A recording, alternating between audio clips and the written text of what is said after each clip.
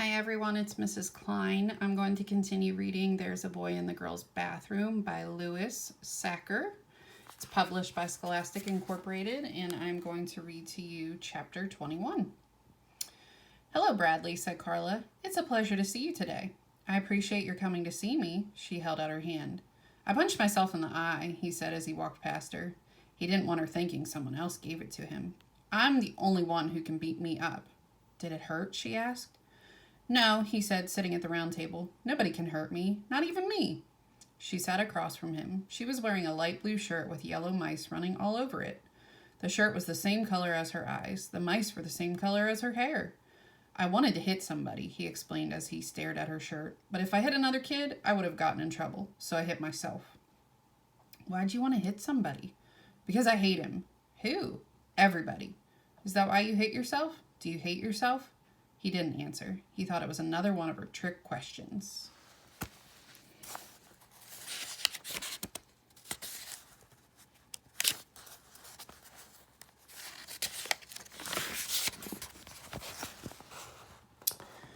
Do you like yourself? She asked. He didn't trust that question either. Maybe the reason you say you don't like anybody else is because you really don't like yourself. I like myself, he said. You're the one I don't like. Tell me some things about yourself that you like. He glared at her. I like you, she said. I think you have lots of good qualities, but I want you to tell me things you like about yourself. I can't talk anymore, he said. Why not? I'm sick. The doctor said I can't talk. The more I talk, the sicker I get. That sounds serious. It is. I've probably said too much already, and it's your fault. I'll probably throw up. Carla nodded. Don't say another word, she said quietly. We'll just sit together in silence. Sometimes people can learn a lot about each other just by sitting together in silence. She locked her mouth shut, then opened it to swallow the key. You're weird, said Bradley. A lot of people tell me that, she admitted, then put her finger to her lips. They sat together in silence. Bradley shifted in his chair. His eyes darted restlessly around the room. He put his hands behind his head and leaned back, then brought his hands out in front of him and folded them. Then he unfolded them. He didn't like sitting together in silence. He thought she was probably learning too much about him. I can probably talk a little bit, he said. No, I don't want you to get sick, said Carla. I like you too much. The doctor says I'm supposed to talk a little, just not a lot. All right, shall we talk about school? No, the doctor says if I talk about school, I'll die. Carla frowned. That's a problem, she said. See, as a part of my job, I'm supposed to help you do better in school. But how can I help you if we can't even talk about it? Bradley put his fingers to his chin and thought it over. I know, he said. Just tell everybody that you tried to help me, but I wouldn't let you. Tell them that I was too mean and nasty. That's it. Tell them I said I'd spit on you. Oh no, I couldn't say that about you, said Carla. You're too nice. They'll believe you, he assured her. Doesn't matter whether they believe me or not, said Carla. I'd know it was a lie. So when you tell a lie, the only person you're lying to is yourself. He didn't see anything wrong with that. If you're only lying to yourself and you know it's a lie, then it doesn't matter. I just wish I knew why a smart kid like you keeps failing.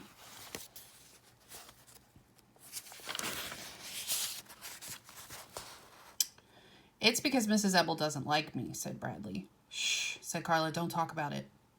Well, I can probably talk about school a little bit without dying, he said. Okay, Carla said hesitatingly. But as soon as you feel even a little bit like dying, let me know and we'll stop.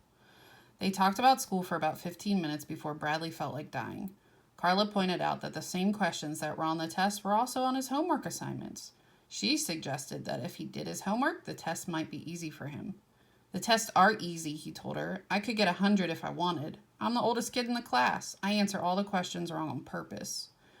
You want to know what I think? Asked Carla. I think you would like to get good grades. I think that the only reason you say you want to fail is because you're afraid to try.